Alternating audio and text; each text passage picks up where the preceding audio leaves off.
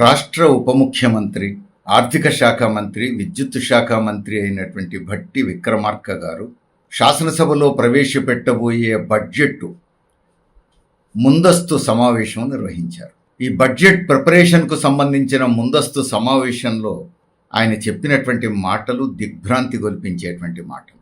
Police శాఖ అభివృద్ధి కోసం సిఎస్ఆర్ నిధులు వాడుకోండి అని చెప్తున్నారు. కార్పొరేట్ సోషల్ రెస్పాన్సిబిలిటీకి సంబంధించిన నిధులను వాడుకోమంటున్నారు. కార్పొరేట్ సోషల్ రెస్పాన్సిబిలిటీ అంటే ఏమిటి? లక్షలు కోట్లు గడిస్తున్నటువంటి పారిశ్రామిక అధిపతులు తమకొచ్చే ఆదాయంలో కొంత భాగం సామాజిక బాధ్యతలో భాగంగా ప్రజల కోసం ఖర్చు పెట్టాలి అనేది దాని సారాంశం. అందుకే దాన్ని కార్పొరేట్ సోషల్ రెస్పాన్సిబిలిటీ అన్నారు, సిఎస్ఆర్ నిధులు అన్నారు. సామాజిక బాధ్యతలో భాగంగా కంపెనీలు తమకొచ్చే ఆదాయంలో కొంత భాగం కేటాయించాలి. సామాజిక బాధ్యతలో భాగంగా కేటాయించడం అంటే అర్థం ఏమిటి? పేద విద్యార్థులకు చదువు చెప్పడం కోసం కావచ్చు, పేదలకు వైద్య సౌకర్యాలు కల్పించడం కోసం కావచ్చు, లేదా ఆటపాటలకు అవసరమైనటువంటి సౌకర్యాలు కల్పించడంలో కావచ్చు, ఒక గ్రంథాలయం ఏర్పాటు చేయడంలో కావచ్చు, బాలబాలికల అభివృద్ధి కోసం, వాళ్ళ వికాసం కోసం కావచ్చు, మహిళల సాధికారత కోసం కావచ్చు, లేదా బడుగు బలహీన వర్గాలు, దళితులు, గిరిజనులు, వెనుకబడిన తరగతులు, మైనారిటీలు వారి అభివృద్ధి కోసం తీసుకునేటువంటి కొన్ని చర్యలు కావచ్చు. ఒక మారుమూల గ్రామం, కుగ్రామం, ఏ సౌకర్యాలు లేని గ్రామానికి కొన్ని సౌకర్యాలు కల్పించడం ద్వారా ఆ పేదలకు సహాయపడడం కావచ్చు, లేదా ఒక గ్రామాన్ని లేదా ఒక బస్తీని దత్తత తీసుకొని అక్కడి పేద కుటుంబాలన్నింటికీ ఉచిత వైద్యం చేయవచ్చు. ఇలాంటివి అనేకం చేయొచ్చు. ఇలాంటి వాటికి మనం కార్పొరేట్ రెస్పాన్సిబిలిటీ నిధులు వాడడం అనేటువంటిది సమంజసం అవుతుంది. సామాజిక బాధ్యతలో భాగంగా కార్పొరేట్ సంస్థలు తమకొచ్చే ఆదాయం నుంచి కొంత భాగం వీటికి కేటాయించడం అంటే దీనికి ఒక అర్థం ఉంటుంది. కానీ ఇప్పుడు భట్టి విక్రమార్క గారు చెప్పిన మాట వింటే పెద్ద పెద్ద పారిశ్రామికవేత్తలు వందల కోట్లు, వేల కోట్లు సంపాదిస్తున్నారు. శ్రామికుల శ్రమని లాభాల రూపంలో పిండుకుంటున్నారు. అందులోంచి కొంత భాగం బిచ్చమేసినట్టుగా సోషల్ రెస్పాన్సిబిలిటీ కింద అని చట్టం చేశారు. ఆ చట్టం కింద వస్తున్న నిధులు ఇప్పుడు ఎంత మేరకు సమాజంలో సామాజిక బాధ్యతలో భాగంగా పేదలకు ఉపయోగపడుతున్నాయో అందరికీ తెలిసిందే. చాలా తక్కువ భాగం మాత్రమే ఉపయోగపడుతున్నాయి. అవన్నీ రకరకాల రూపాల్లో దుర్వినియోగం అవుతున్నాయి తప్ప, దొడ్డిదారిన మళ్ళీ యాజమాన్యాలే కొట్టేస్తున్నాయి తప్ప పేదల దాకా, అణగారిన తరగతుల దాకా అవి రావట్లేవు. చాలా కొద్ది మేరకు మాత్రమే సద్వినియోగం అవుతున్నాయి. ఇలాంటప్పుడు ఆ నిధులను నిజంగా పేదలకు, అణగారిన తరగతులకు ఎట్లా వినియోగించాలి అని ఆలోచించాల్సింది పోయి పోలీసు శాఖను బలోపేతం చేయడానికి ఆ నిధులను వాడుకోమని ఉచిత సలహా ఇస్తున్నారు. పోలీస్ శాఖను బలోపేతం చేయడం అంటే అర్థం ఏమిటి? సమస్యల పరిష్కారం కోసం పోరాటం చేసేటువంటి ప్రజల మాడు వగలగొట్టడం కోసం పోలీసుల చేతికి కర్ర చేతికి ఇవ్వడమే కదా. ఇప్పటికే ప్రజాస్వామ్య హక్కుల మీద దాడి జరుగుతున్నటువంటి కాలం ఇది.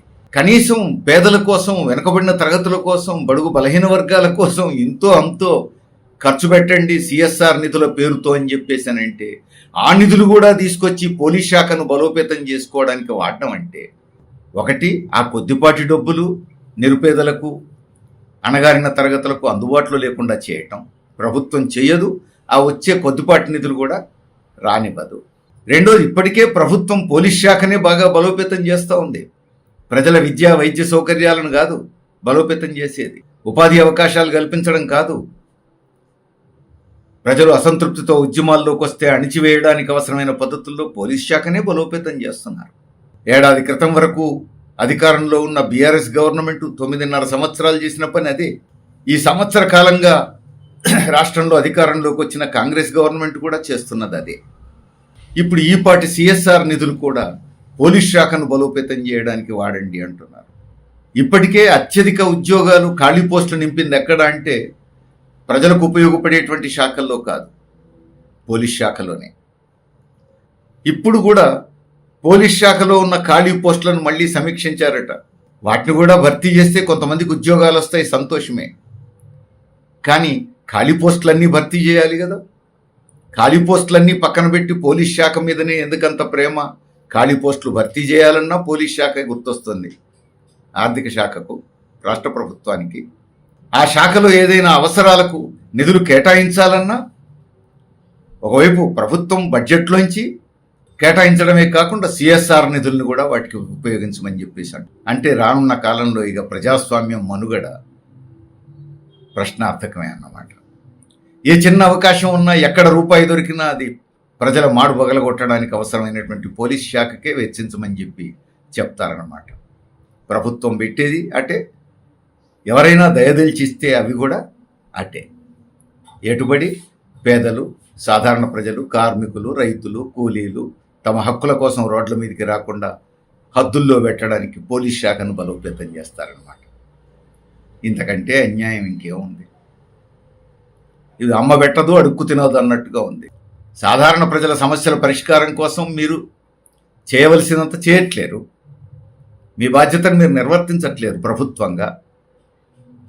ఎంతో అంతో నామమాత్రంగానైనా, అది కూడా పెట్టుబడిదారులకు వాళ్ళు కార్మికుల శ్రమను దోచుకుంటున్నది కనబడకుండా ఇదేదో సేవా దృక్పథంతో ప్రజలకు చేస్తున్నారని అనిపించడం కోసం పెట్టినటువంటి చట్టం ప్రకారం ఇచ్చే ఆ కొద్దిపాటి నిధులు కూడా మళ్ళా పోలీస్ శాఖకే మళ్లించాలి అని చెప్పడం ఇంతకంటే అన్యాయం ఇంకేమన్నా ఉంటుందా? అంటే పాలకులు ప్రజల పక్షం కాకుండా పెట్టుబడిదారుల పక్షం, భూస్వాముల పక్షం ఉంటే, బడాబాబుల పక్షం ఉంటే ప్రతిదీ వాళ్ల బొజ్జలు నింపే వైపే, వాళ్ళ భద్రత వైపే, వాళ్లకు సౌకర్యాలు కల్పించడం వైపే, వాళ్ళకు అన్ని రకాల రక్షణలు కల్పించడం వైపే ఉంటాయి అనడానికి ఇంతకంటే ఇంకేముంది? అందుకే ప్రజలు జాగ్రత్తగా పరిశీలించాలి. కేంద్రంలో మోడీ ఇదే పని చేస్తున్నాడు. నిన్నటిదాకా అధికారంలో ఉన్న కేసీఆర్ గారు అదే పని చేశారు. ఇప్పుడు కాంగ్రెస్ ప్రభుత్వంలో రేవంత్ రెడ్డి గారు అదే పని చేస్తున్నారు. అంటే బీజేపీ అయినా, కాంగ్రెస్ అయినా, బీఆర్ఎస్ అయినా వీళ్ళకు మౌలికంగా ఎవరు అధికారంలో ఉండాలి, ఎవరు ప్రధానమంత్రి, ఎవరు ముఖ్యమంత్రి అనేదే తప్ప ప్రజా సమస్యల విషయంలో, ఆర్థిక వ్యవస్థను తీర్చిదిద్దే విషయంలో వాళ్ళ విధానాలన్నీ ఒకటిగానే కనబడుతున్నాయి. ప్రజా ఉద్యమాలను అణిచివేసే విషయంలో, అప్రజాస్వామిక ధోరణుల్లో వాళ్ళ విధానాలన్నీ ఒకే వైపు కనపడుతుంది. పేదలు సహజంగానే తమ కష్టాల్లోంచి బయటపడడానికి, తమ హక్కుల కోసం, తమ జీవితాలు మెరుగుపడడానికి, తమ సమస్యల పరిష్కారం కోసం ఉద్యమిస్తారు, ఎర్రజెండా చేతబడతారు. ఆ ఎర్రజెండా ముందుకొస్తే వీళ్ళ ఆటలు సాగవు. అందుకని ఎర్రజెండా ఉద్యమాన్ని అణిచివేయడానికి బీజేపీ పేరున్న, బీఆర్ఎస్ పేరున్న, కాంగ్రెస్ పేరున్న వీళ్ళందరూ చేసేది ఒకటే పని అనేది స్పష్టంగా కనపడతా ఉంది. అందుకని సాధారణ ప్రజలు అర్థం చేసుకోవాలి. రానున్న కాలంలో ప్రజా ఉద్యమానికి ఉన్నటువంటి ప్రాధాన్యత, సమస్యల పరిష్కారం కోసం ఉద్యమించాల్సినటువంటి ఆవశ్యకతను అర్థం చేసుకోవాలి. అదే సమయంలో ఉద్యమాలను అణచడం కోసం సర్వశక్తులు ఒడ్డుతారు పాలకులు అనే విషయం కూడా గమనంలో ఉంచుకోవాలి. అయినా సమస్యల పరిష్కారం కోసం, ప్రజాస్వామ్య హక్కుల కోసం సాగేటువంటి ఉద్యమాలను అణిచివేయడం పాలక వర్గాలకు సాధ్యం కాని పని అనేది చరిత్ర రుజువు చేసింది. ఆ చారిత్రక అనుభవాల నుంచే ప్రజలు గుణపాఠం నేర్చుకోవాలి. రానున్న కాలంలో ప్రజా ఉద్యమాన్ని మరింత బలోపేతం చేసుకోవాల్సిన అవసరం.